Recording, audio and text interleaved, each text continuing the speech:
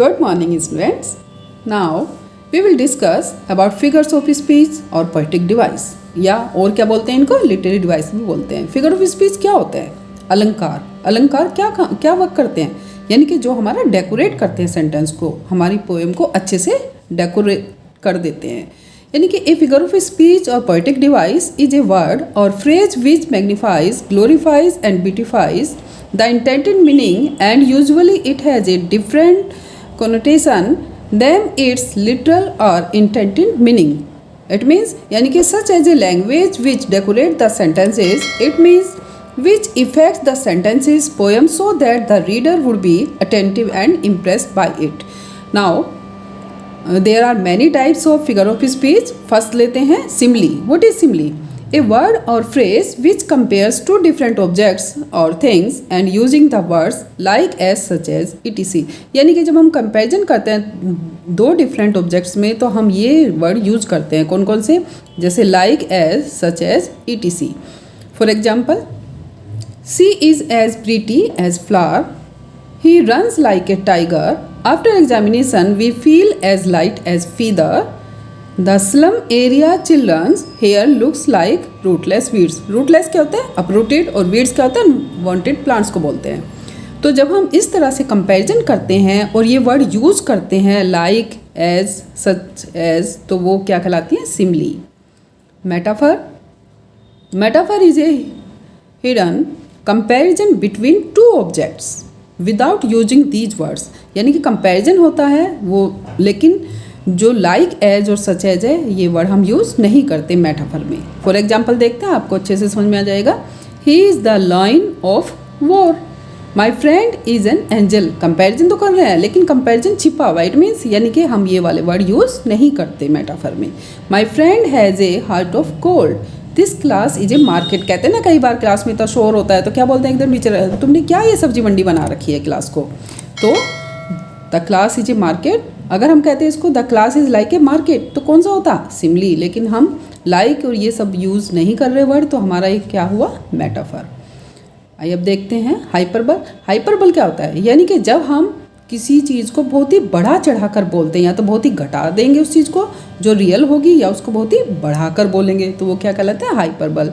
In hyperbole things are presented either greater or smaller, it means more than required. यानी कि एग्जीग्रेशन, जो वास्तविक चीज़ होती है उससे बहुत ही ज़्यादा घटाकर या बढ़ाकर जब हम कहते हैं तो वो हमारा क्या कहलाता है? हाइपरबल।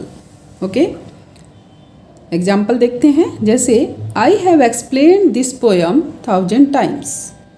1000 टाइम्स यानी कि इतनी बार कोई एक्सप्लेन करता है क्या पोएम क्लास में? नहीं।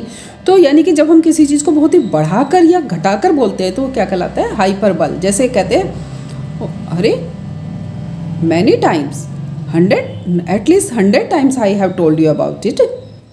तो जब इस तरह से बोलते हैं तो कैंसिल होता है hyperbole. The river of blood flood in the battlefield, 10,000 I saw at a glance. क्या 10,000 यानी कि क्या 10,000 एक बार में 10,000 देख सकता है कोई चीज़? एक ही टाइम में 10 नहीं देख सकता। यानी कि जब हम किसी चीज़ को बहुत ही बढ़ा चढ़ा कर बोलते हैं तो वो क्या कहलाता है? Hyperbole. I am so tired I could sleep for a month, मैं इतना थका हुआ हूँ कि 1 मंथ तक सो सकता हूँ। क्या ऐसा हो सकता है? नहीं हो सकता। तो जब हम किसी चीज़ को बहुत ही बढ़ा चढ़ा कर बोलते हैं तो हमारा क्या कहलाता है? वो हाइपरबल कहलाता है। ओके, नेक्स्ट हमारा आता है, क्या आता है हमारा नेक्स्ट? पर्सोनिफिकेशन। आइए देखते हैं पर्सोनिफिकेशन क्या होता है। पर्सोनिफिकेशन यानी कि जब हम नॉन लिविंग को लिविंग मान लेते हैं, यानी कि निर्जीव चीज़ों को जब हम सजीव मान लेते हैं तो वो कहलाता है personification. Non living objects are described as if they are living beings with attributes of living और ह्यूमन बीइंग्स।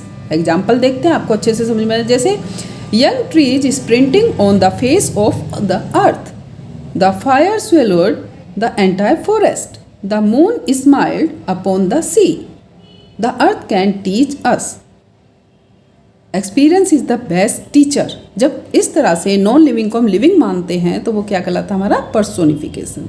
आइए अब देखते हैं अलिटेशन। अलिटेशन क्या होता है? बहुत इजी है। जब रिपीट करते हैं, जब हम कॉन्सोनेंट साउंड को या वोवेल को बार बार रिपीट करते हैं वो अलिट्रेशन कहलाते हैं।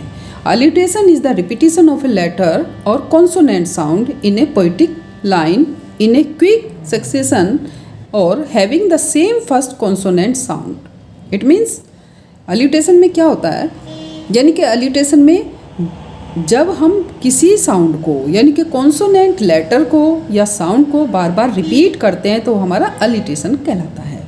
फॉर एग्जाम्पल देखते हैं, little lucky likes lychee, the sheep should sleep in a shed, Kieran's kids kept playing. अब आप देख रहे हो बार बार जो हमारा कॉन्सोनेंट साउंड है वो बार बार रिपीट हो रहा है, यानी कि जब दो या दो से ज़्यादा बार रिपीट होता है कॉन्सोनेंट साउंड या कॉन्सोनेंट लेटर तो वो हमारा अलिट्रेशन कहलाता है। Alone alone, all alone, alone on a wide wide sea, इसमें कौन सा है अलिट्रेशन।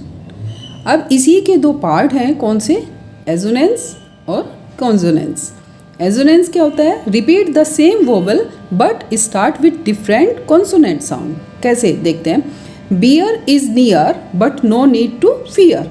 अब देखो बी क्या है, कॉन्सोनेंट लेटर है ना, लेकिन इसके बाद किसकी साउंड आ रही है, वोवेल की साउंड आ रही है। जब इस तरह से वोवेल की साउंड आती है तो हमारा क्या कहलाता है, एजोनेंस। यानी कि इट मीन्स एजोनेंस क्या होता है, रिपीटिशन ऑफ वोवेल साउंड। किसी वर्ड के बीच में या एंड में जब वोवेल साउंड आती है तो वो हमारा एजोनेंस कहलाता है। फिर से रिपीट करती हूँ, either in the mid of word और in the end of word, यानी कि जब किसी शब्द के बीच में या एंड में वोवेल साउंड आती है तो वो कहलाता है assonance. How is your cow now. अब देखो ओ की साउंड आ रही है बार बार, इसमें वोवेल साउंड आ रही है तो कौन सा है, assonance. Mary went here and there.